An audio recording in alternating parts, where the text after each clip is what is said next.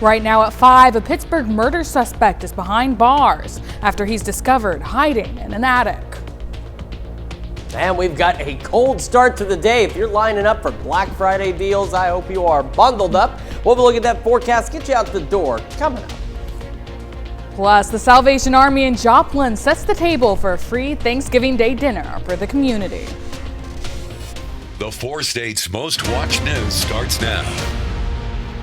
Good morning and welcome to the KOAM Morning News. It's 5 a.m. I'm Samantha Walker. I'm Chris Warner. It is now Black Friday. Yes. November the 29th. You have a good Thanksgiving? I had a great Thanksgiving. Did Excellent. you? Yeah, it was not bad at all. I could go for another 3 or 4 days of sleep, but that we can agree on. not outside of that, it was a fantastic Thanksgiving. Hope you folks at home had a great Thanksgiving as well. And I know many of you are probably excited for Black Friday deals. Hopefully, if you're already out the door and watching us on KOAM Plus, hopefully you're bundled up because it is cold and it's going to be cold most of today. Let's start with a look outside. Now, right now, we're looking okay. Skies are clear. Everything's dry. It looks all right. We don't see any major traffic concerns at this point, but I've got every possible camera I can connect to lined up and ready to go because something tells me in the next hour or so we're going to see these roads fill up. That was, of course, our camera downtown Pittsburgh. MoDOT camera 20th in range line. Now on Wednesday, it was bumper to bumper traffic down this road. Right now it's pretty clear, but I suspect, again, that'll change pretty early this morning. Future track into the afternoon, it is going to be clear. It is going to be cold. We all should at least briefly reach highs in the low 40s, but as we mentioned even 2 or 3 days ago, majority of this day is going to be spent in the 30s. Right now, though, not in the 30s. 25 in Joplin and in Pittsburgh. And a quick look at temperatures across the area. You can see we've got low, mid, and a couple of upper 20s across the region. But the nice thing is, at least, winds are light and variable, so we're not having to contend with significant wind chills, which is fantastic news. All right, so here we are. This afternoon, we'll reach those peak highs in the low 40s, but the majority of the day into the 30s. Clear skies, though.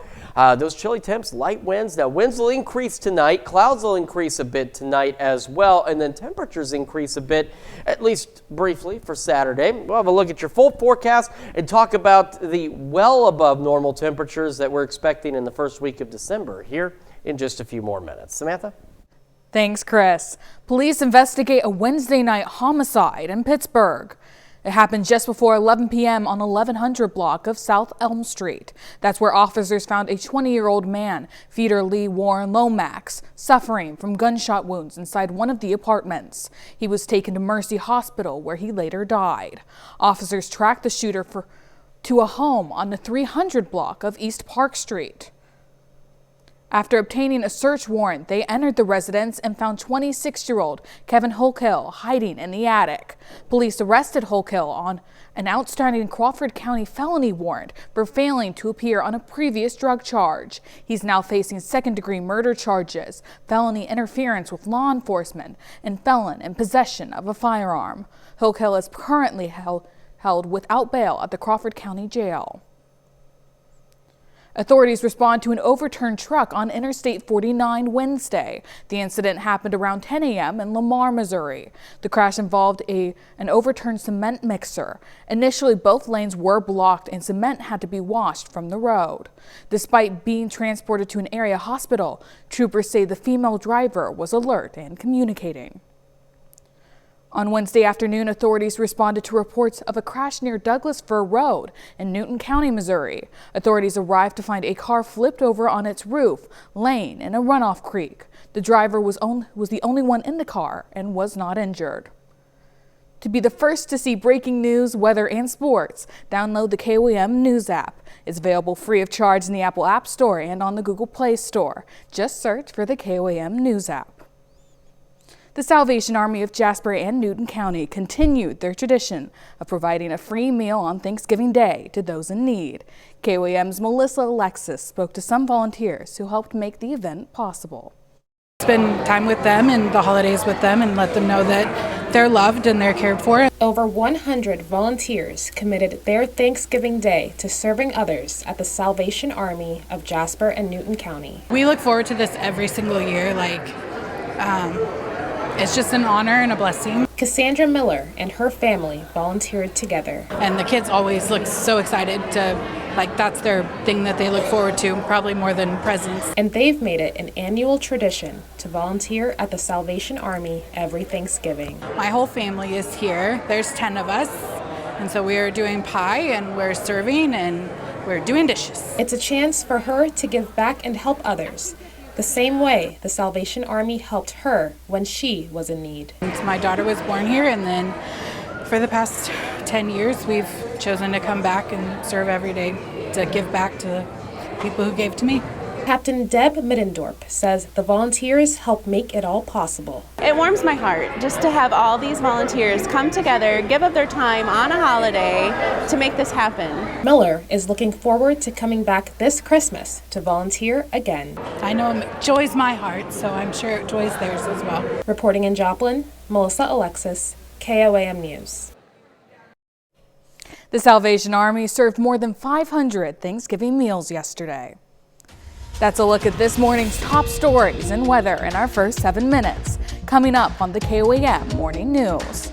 The 2024 season may have ended, but PSU's tight ends are keeping Gorilla football fans excited for the future. We have the details. Plus, Australia's House passes a bill that would ban children from all social media. And we have a cool and sunny day today. We'll have what to expect with Chris Warner in the Skywatch Weather Center.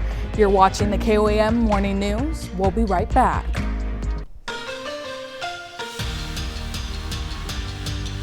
Penn State football hope to still be alive in the playoffs right now, and even though PSU won't play again until 2025, KOAM Sports Director John Dales explains one position group that Gorilla Nation should be excited about. Pittsburgh State fans are still feeling the effects of the 48-3 loss to Harding in the first round of the playoffs on Saturday, which ends the Gorillas' 2024 season.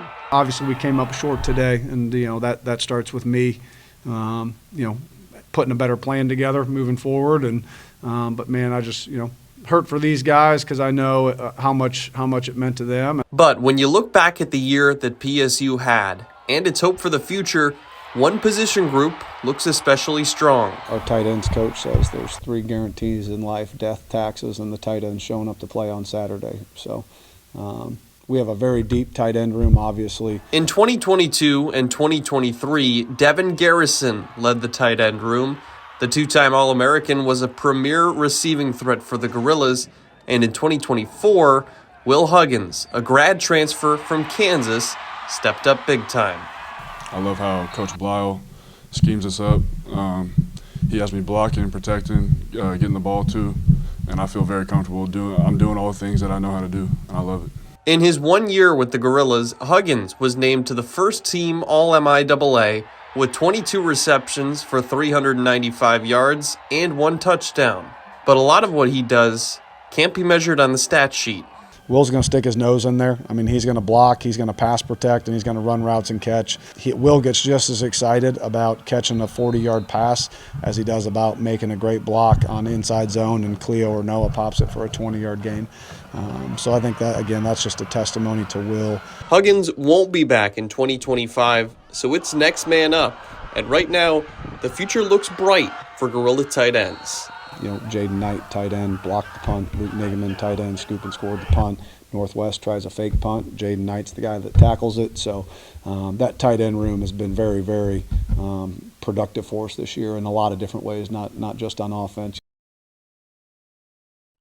Still to come, we'll see why a new study suggests a diet of ultra-processed foods could increase your risk for psoriasis. Plus, if you haven't been outside yet, I'm going to tell you right now, it is cold. We'll talk about this cold weather, how long it lasts, and next week's warm-up when we come back. Welcome back to the KOAM Morning News 514 on this Friday morning. If you're doing some shopping, if you're not out yet, you definitely want to bundle up because it's going to be cold today. By noon, as you can see, most of us still hanging out into the 30s, but we're starting to see a few low 40s in our southern counties. We'll have a light and variable wind while plentiful sunshine. So that's the one advantage. You know, even on a cold day, the sun can still at least warm up your car a little bit for you, so you have somewhere nice and toasty to go back to. As we head into the evening, we will all eventually make highs in the low 40s. I think every last one of us should at least briefly touch the low 40s, but it will be brief and it will start to cool right back down. So I'd say 80% of today, we're going to spend it in the 30s. Now overnight, winds are going to kick up out of the south, gusting upwards of about 20 to 25 miles an hour. Temperatures will be a little better tonight than they are right now. In fact, we're looking to be about 10 degrees warmer overnight than where we're at right now. As we fall back into low 30s, we'll have partly cloudy skies. Now, yeah, I know you're seeing this blue stuff up here. Yes, I know that's supposed to be snow. We are looking at the possibility in our very far northern counties of maybe a few stray morning showers. Now, depending on the temperatures at the time this gets in, Future Track believes it could be snow, but you can also see temperatures are going to be above freezing, at least immediately south of that. So either way, it's not expected to have any kind of significant impact on anything, but just as a heads up, could have a few stray morning showers and maybe even a few stray morning flurries out there. And you can see what I'm talking about with Future Track.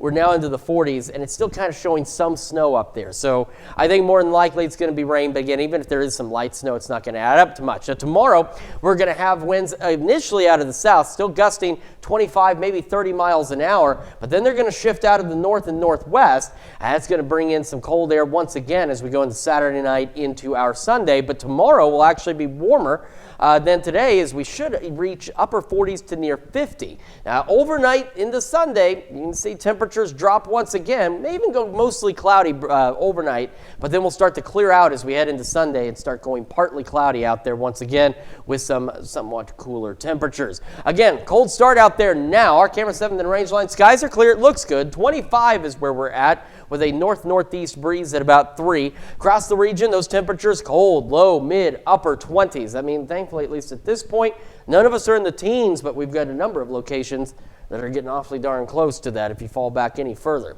Mid-20s to start, sunny skies, upper 30s by 11 o'clock this morning. That is ahead of our highs going.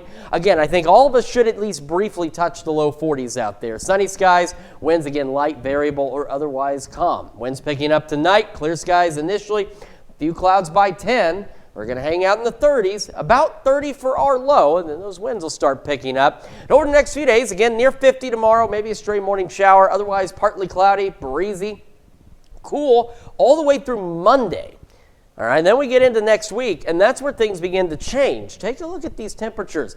It feels a lot more like December now than it will as we go into the first actual week of December. We've got temperatures upper 50s, maybe even low 60s by the middle of the week. A few showers Thursday, and then look at what happens into the weekend. There are still several days away. Things could change a bit, but we're pushing near 70 degrees by next Sunday. Not this Sunday, but the next Sunday. Absolutely crazy. That is a check of this wild roller coaster ride of a forecast. We'll be back with more right after this. Topping Health Watch this morning. It's that time of year again, with the kids back in school and spending more time indoors. Respiratory illnesses are spiking across the country. Tanya J. Powers has more from New York.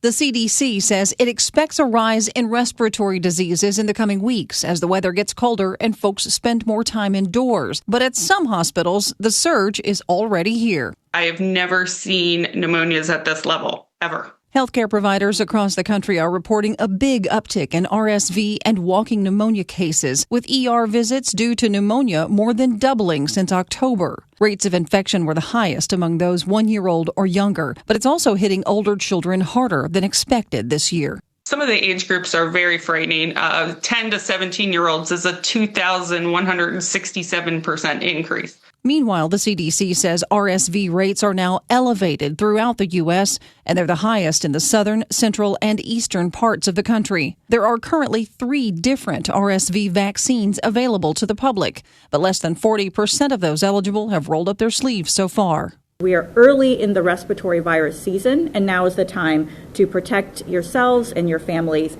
to prevent yourselves from getting seriously sick and needing to go to the hospital. Doctors and health officials are now warning that things will get worse before they get better, with the biggest surge expected sometime before Christmas. As we go into December and January, we'll see more and more respiratory cases.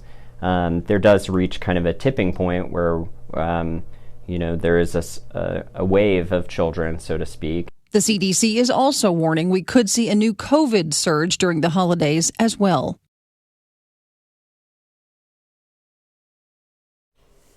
A diet full of ultra-processed foods could increase your risk for psoriasis.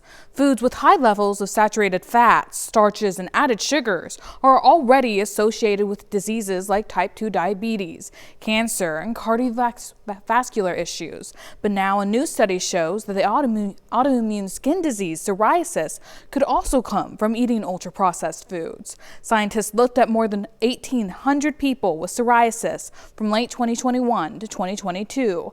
Those with the disease were more likely to have a daily intake of ultra-processed foods compared to those who never developed the disease. Scientists say the study does not show cause and effect, but association. They urge further research to confirm the results. And findings appear in the journal JAMA Dermatology. Moderate alcohol consumption may not protect against heart disease or diabetes after all. Despite the popular saying that a glass of wine or two has health benefits, a study from the University of Pennsylvania found this may be a myth. Researchers looked at the drinking habits and medical records of more than 33,000 U.S. veterans with heart disease and 28,000 patients with type 2 diabetes.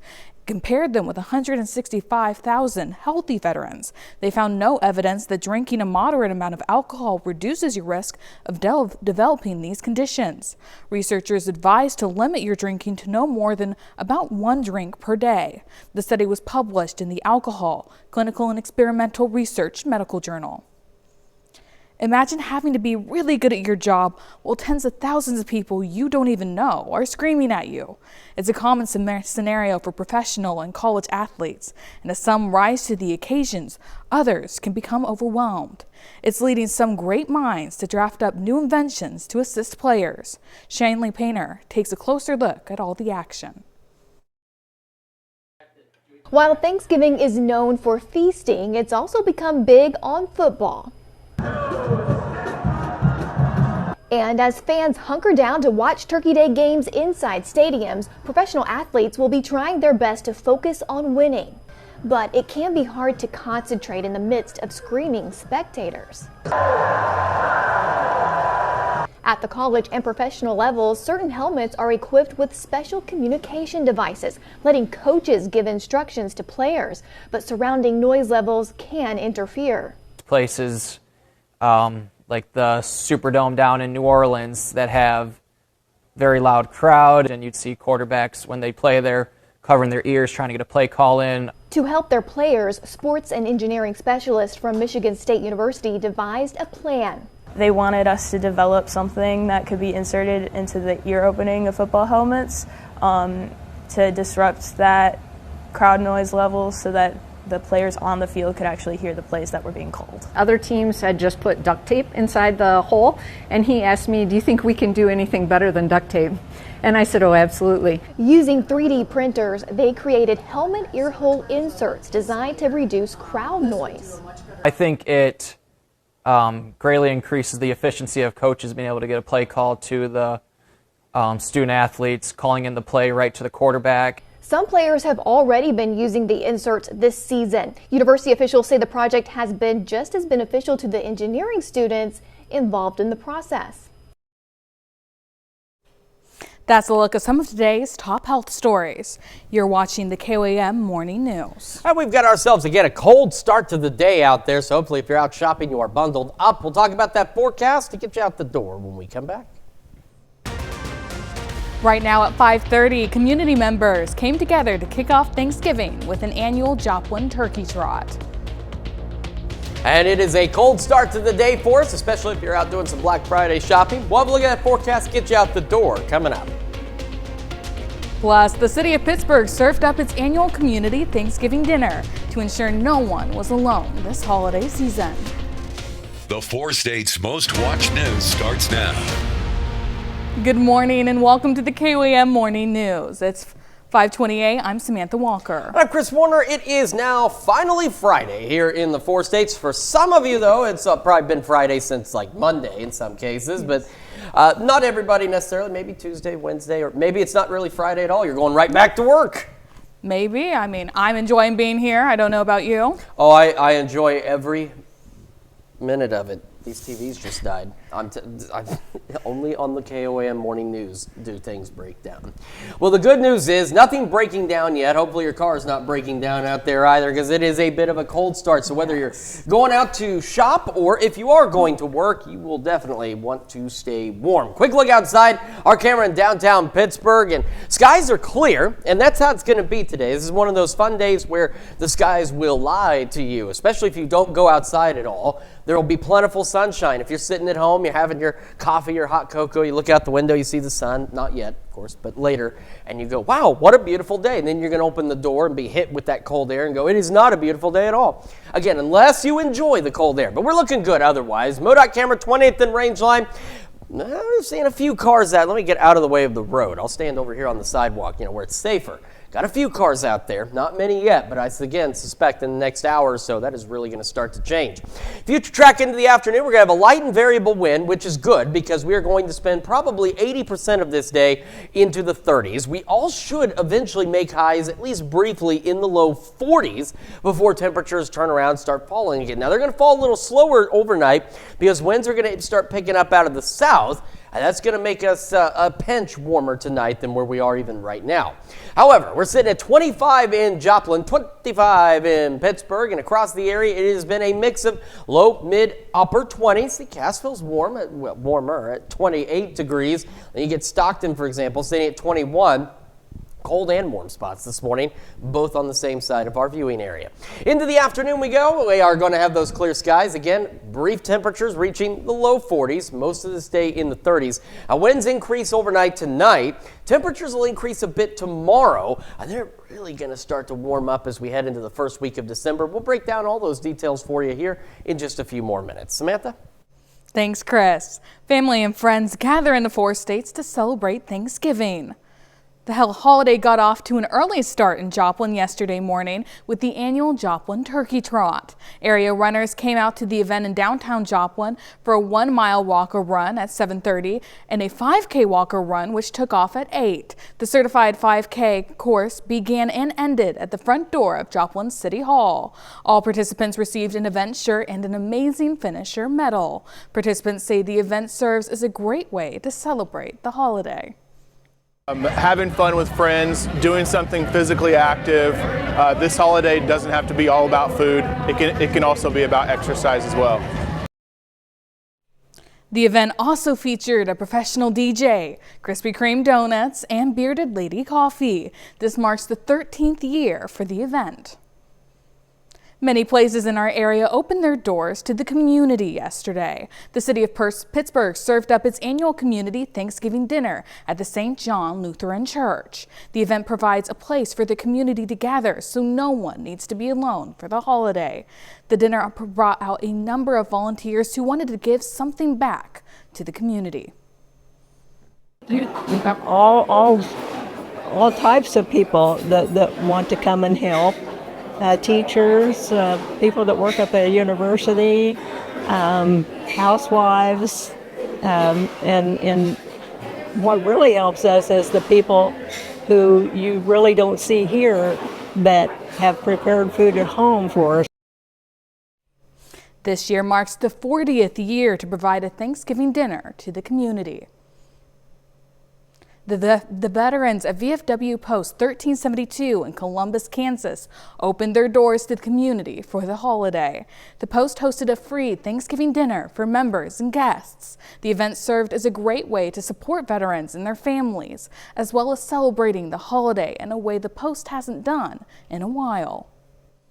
Since COVID, we haven't been open on Thanksgiving or Christmas, and this year I thought we'd give it a shot and see how it goes and everything, and we haven't done it, for so long. I kind of made the decision on my own, and everybody backed me, so. The post is located on 137 Southeast Avenue in Columbus. That's a look at our top news stories. Coming up this half hour on the KOAM Morning News. Over 100 people are still missing after heavy rain leads to deadly landslides in Uganda. Plus, claims of a violation of the Israel and Hezbollah ceasefire agreement are on the rise. We'll have the latest. You're watching the KOAM Morning News. Topping World Watch. President Biden says he hopes President-elect Trump will reconsider his plan to impose tough tariffs on Mexico and Canada. Lucas Tomlinson has the latest from Nantucket Island. You think about it. What do you? It's not a criticism of the press. I mean this. You know me too well. Is that you turn on the television, you don't see a lot of good news. Even the stuff that is good news doesn't seem to sell very well. The Commander-in-Chief, as well as the First Lady with their grandson Beau in tow, continued their Thanksgiving tradition, thanking first responders on the island they have visited for 40 years. I'm thankful for my family. I'm thankful for a peaceful transition in the presidency, and I'm thankful for the fact that I think with the grace of God and good neighbors, with a little luck, we're going to get some more progress in the Middle East. Before departing for Nantucket, Biden announced a ceasefire deal between Israel and Hezbollah. It expires when he leaves office. For more than a year, a ceasefire in Gaza with Hamas has eluded the president, where 4 Americans are still held hostage, along with the remains of 3 others. President Biden took time to thank U.S. forces deployed around the world, including in the Middle East, where U.S. jets have carried out recent airstrikes in Syria and in Yemen. When he returns to Washington, Biden has a few items on his to-do list, including more infrastructure and environmental projects, getting more judges approved, and forgiving more student loans. While Biden was in Nantucket, his vice president visited a food bank in the nation's capital to help prepare Thanksgiving dinner. She spoke briefly to the press. What's next for you? Thanksgiving dinner. President Biden has less than 2 months remaining in office. Before he leaves, he wants to rush more weapons to Ukraine, where Ukraine's president says he's only received 10% of the aid passed by Congress this spring. Australia's House of Representatives passes a bill that would ban young children from using social media.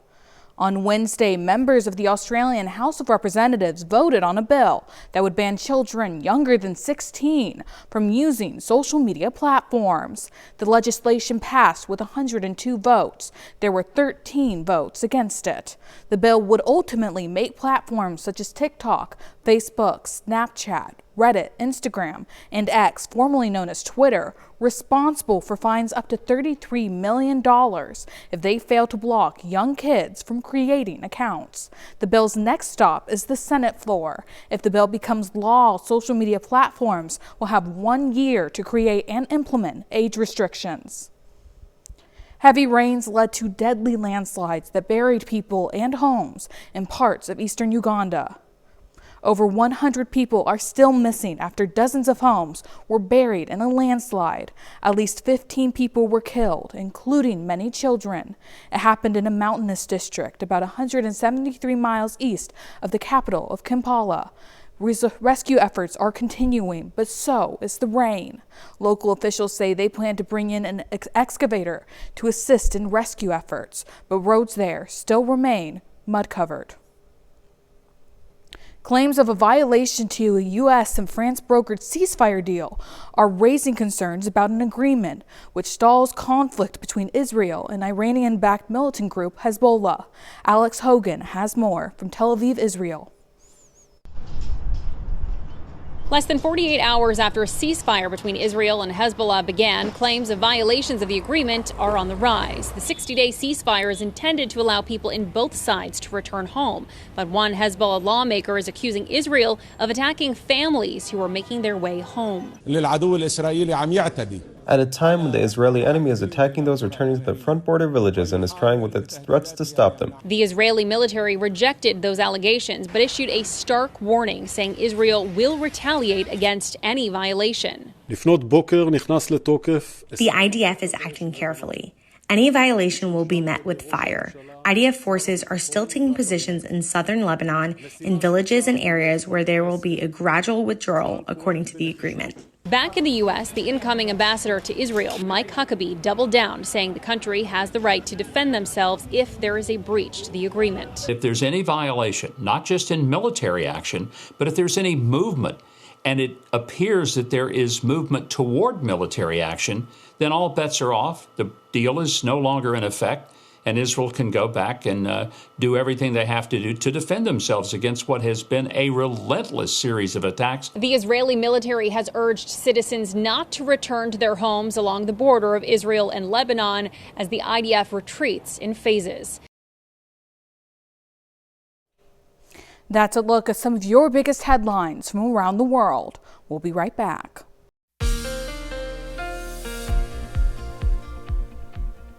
Welcome back to the KOAM Morning News. It is 5:44 on this finally Friday here in the 4 states. We are starting with the future track this morning. We are going to spend, I'd say again, 80% of this day hanging out in the 30s. Now, eventually, we'll all make highs into the low 40s, I believe, but it will be brief, especially for our northern counties. We may reach the low 40s for maybe an hour or two, and then temperatures are going to tumble back down into the 30s. So if you are out shopping or if you have to work today, just make sure you are dressed appropriately because it is going to be cold. Skies will be clear, though. Winds light and variable. Now, overnight tonight, winds will pick up out of the south, occasionally gusting 20, maybe 25 miles an hour. We'll go partly cloudy. And we're going to start our day Saturday almost 10 degrees, 5 to 10 degrees warmer than where we are now as we hang out in the 30s. Now, yes, that is snow up there, but I don't think it's going to be that big of a concern. We've got the chance for a stray morning shower in our far northern counties. Now, you can see the temperatures just immediately south of where the future track is showing snow. They're going to be above freezing. I think at best we're looking at maybe some light rain up in our far northern counties, but if the temperatures are cold enough, at least long enough, there could be some light snow. But regardless of what falls, no significant impacts are expected out of any of this. The majority of us really won't see anything, as it will be partly cloudy, still breezy though, on our Saturday. Now initially winds will be gusting out of the south, then out of the southwest, upwards of 25 to 30 miles an hour, before they switch out of the north and northwest by the afternoon and evening hours. We're looking at partly cloudy skies through the evening on Saturday, maybe even mostly cloudy Sunday morning. And of course, with those north winds, it's going to get cold again as we head into Sunday.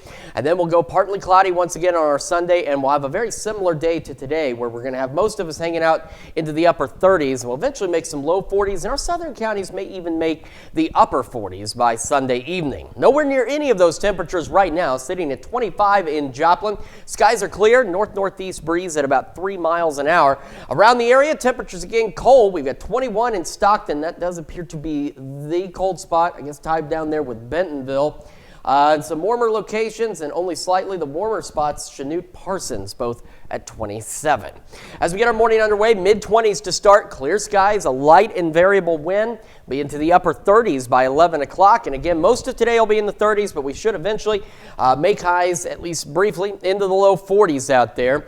And then we'll start falling back through the 30s through the evening hours. We'll go mostly clear by 10 as clouds start to gradually increase. Now, the wind shifting out of the south, that actually slows down the cooling process a bit for us. There's going to be slightly warmer air. Now, we're not really going to notice that warmer air. The only way we'll know that there's warm air out there at all is the fact that our temperatures start slowing down in that drop. See how we sit at 33 at 8 and 10 and eventually only fall back to about 30 overnight tonight with those partly cloudy skies and breezy conditions. Tomorrow, highs right around 50. Then we're back in the low mid 40s on Sunday and on Monday. And then as we get into the first week of December, I'm not really sure what this business is about. But we've been on a true roller coaster ride with temperatures going on almost a month now, where they've gone up and down and up and down in short order. And that's the case again today. They're going to go up, they're going to come down, then they're going to go up, they'll go down a little, and then they're going to go way up. We're talking highs well above normal next week as we start going into the upper 50s, low 60s, and by next weekend could even see temperatures approaching 70. Let's check your forecast. We'll be back with more right after this. Thanksgiving is a time for gratitude and for giving back, and one South Carolina couple found a unique way to do both. Over the years, Jay and Judy Brissy have collected hundreds of thousands of Chick-fil-A points, but instead of cashing them in to eat more chicken, they use those points to feed dozens of people in their community. Maya Payton has the story. Who else needs some more tea? What would you like? I'm usually at Chick-fil-A at least once a day, twice a day. Yes, sir. Over the span of 8 years, Jay and Judy Brissy racked up 202,000 reward points at Chick-fil-A in Greenwood.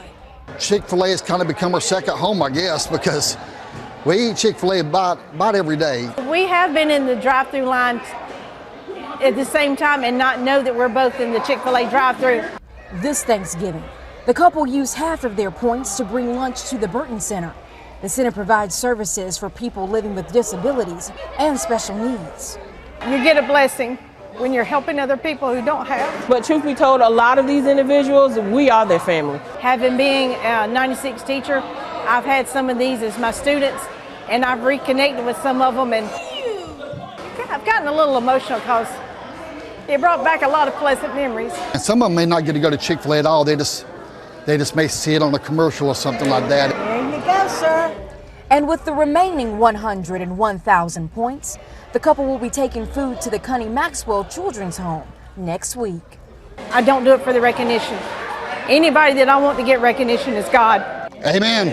I want Him to get the glory for this, not me.